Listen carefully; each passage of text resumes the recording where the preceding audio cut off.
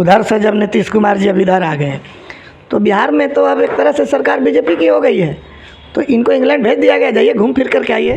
जब हमारा देश गुलाम था, पूरे देश के लोग अंग्रेज़ों के खिलाफ लड़ रहे थे, तो ये अंग्रेज़ों के दलाली कर रहे थे। सारे लोग जान ही गए हैं कि बीजेपी का फाइनेंसर है अडानी अंबानी।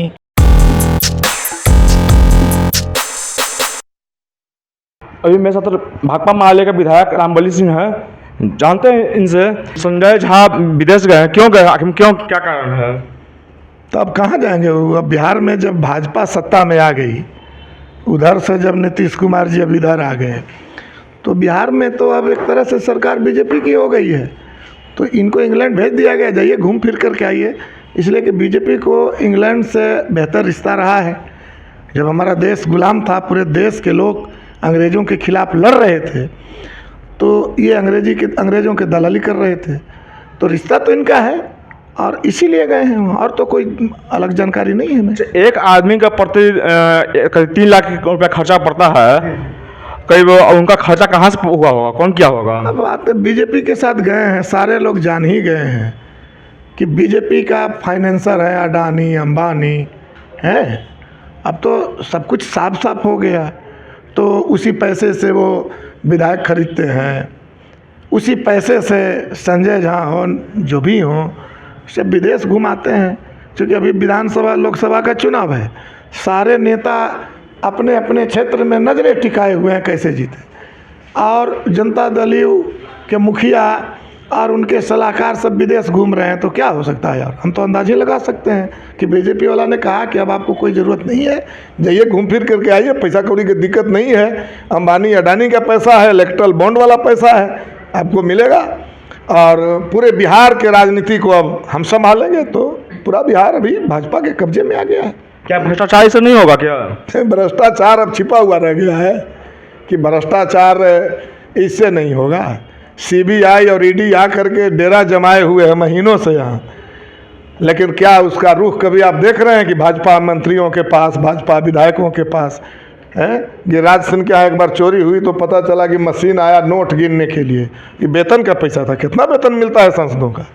तो भ्रष्टाचार का अब मजाक बन गया। भ्रष्टाचार पर बहस की अब जगह नहीं है कहीं, क्योंकि भ्रष्टाचार संस्थानिक रूप ले लिया है।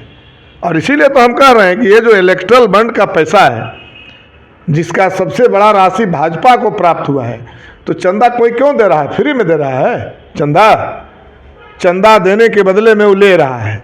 तो अब जब इलेक्ट्रल बॉन्ड का मामला सामने आ गया, तब बिहार के और देश के लोगों को समझ में आया कि असल में रेल जो दे दिया गया उनको, उसके बदले में पैसे प्राप्त हुए, जो जहाज दे दिया गया उसके बदले में पैसे प्राप्त हुए। तो इस तरह से भ्रष्टाचार को संस्थापित कर दिया गया है। इसलिए भ्रष्टाचार अब केवल घूसखोरी नहीं है कि सीओ साहब ले लिए 500, ये भ्रष्टाचार हुआ। पंचायत सेवक 200 रुपया ले लिया, किसी कारण में वो भ्रष्टाचार हुआ। अब तो भ्रष्टाचार संस्थाबद्ध हो गया है, इसलिए उस पर अब ज़्यादा बोलने की क्या ज़रूरत है। अच्छा, एक प्रोग्राम में राज्यपाल नतमस्तक को नमस्कार कर रहे हैं, तो क्या कहना चाह रहे हैं? इस पर क्या कहिएगा? इस पर तो पूरे देश को सोचना होगा। उनके जो मंत्री है हेगड़े, वो कह रहे हैं कि भाई 400 से ज़्यादा आप सीट दे दीजिए, अब संविधान को ख़त्म करना है। तो अब ख़त्म करने के पहले की ये सब कड़ी है कि बताइए, लोकतंत्र में एक मर्यादा होता है राज्यपाल की।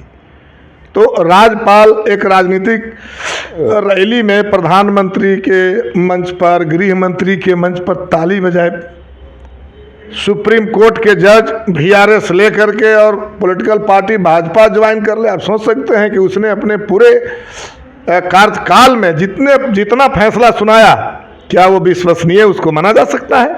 जबकि पूरे देश हमारा न्यायपालिका पर टिप्पणी तक नहीं करता है कि भरा वो हमारा सबसे सम्मानित संस्था है। भाई हमारी संस्था है, हमने उसको बनाया है, और इसलिए चाहे वो फांसी की सजा ही क्यों न दे दे, हम लोग कहते हैं कि वो भाई हमारा सामाजिक संस्था है।